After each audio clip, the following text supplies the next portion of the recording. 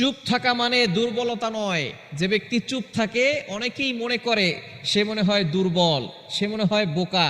আসলে যে চুপ থাকে সে আসলে বোকা নয়, সে বুঝে সময় প্রত্যেকটা কথার জবাব দিয়ে দিবে।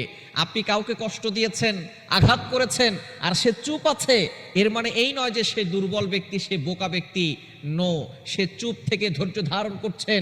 মনে রাখবেন যে চুপ থেকে ধৈর্য ধারণ করে আপনি যদি তাকে কষ্ট দেন, তাহলে আল্লাহ তাআলা তার পক্ষ নিয়ে আপনার বিপক্ষে দুনিয়া থেকেই শাস্তি দেওয়া আপনাকে শুরু করবেন।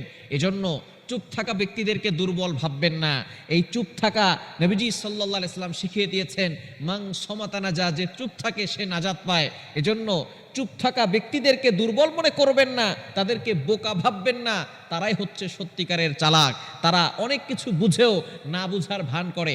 আপনি যদি চুপ থাকতে পারেন, অনেক কিছু বুঝেও না বুঝার ভান করেন, আপনিও সুখে থাকতে পারবেন, শান্তিতে থাকতে পারবেন। যারা আপনাকে কষ্ট দিচ্ছে, যারা আপনাকে কথা দিয়ে আঘাত দিচ্ছে, যারা আপনার কথা দিয়ে আপনার কলিজায় তীরের মতো আঘাত করতেছে, তাদেরকে আল্লাহ পাক রব্বুল আলামিন দুনিয়া থেকেই শাস্তি দিবেন। শুধু সময়ের অপেক্ষা। সব সময় শীত থাকে না, সব সময় গরম থাকে না, সময় ঘুরবে।